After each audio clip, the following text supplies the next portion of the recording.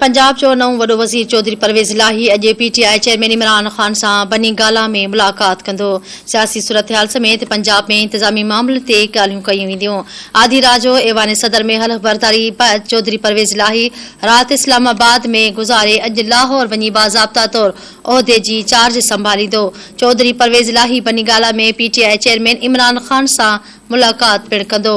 ज़रियनि मूजिबि मुलाक़ात में पंजाब काबीना जी जोड़चक पुलिस ऐं ॿियनि खातनि जे आला आफ़ीसरनि जे बदिलियुनि ऐं मुक़ररनि समेत सियासी सूरतहाल ते मुशावरत कई वेंदी। पंजाब जो नओं वॾो वज़ीर चौधरी परवेज़ इलाही अॼु पीटीआई चेयरमैन इमरान ख़ान सां बनी गाला में मुलाक़ात कंदो। सियासी सूरतहाल समेत पंजाब में इंतज़ामी मामलनि ते ॻाल्हियूं कयूं वेंदियूं। आधी रात जो ऐवान सदर में हलफ़ बरदारी बैदि चौधरी परवेज़ इलाही राति इस्लामाबाद में गुज़ारे अॼु लाहौर वञी बाज़ाब्ता तौर उहिदे जी चार्ज संभालींदो। चौधरी परवेज़ इलाही बनी गाला में पीटीआई चेयरमैन इमरान ख़ान सां मुलाक़ात पिणु कंदो। ज़रियनि मूजिबि मुलाक़ात में पंजाब काबीना जी जोड़चक पुलिस ऐं ॿियनि खातनि जे आला आफ़ीसरनि जी बदिलियुनि ऐं मुक़ररनि समेत सियासी सूरतहाल ते मुशावरत कई वेंदी।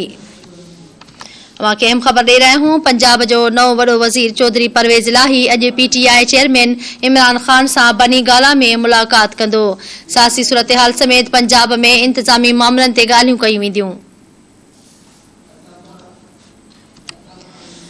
आधी रात जो ऐवान सदर में हलफ़ बरदारी बैदि चौधरी परवेज़ इलाही राति इस्लामाबाद में गुज़ारी अॼु लाहौर वञी बाज़ाब्ता तौर उहिदे जी चार्ज संभालींदो।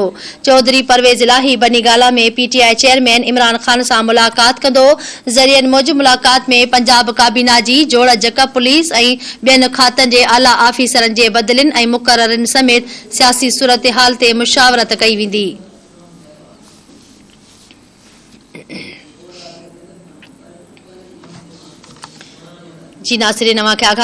पंजाब जो नओं वॾो वज़ीर चौधरी परवेज़ इलाही अॼु पीटीआई चेयरमैन इमरान ख़ान सां बनी गाला में मुलाक़ात कंदो।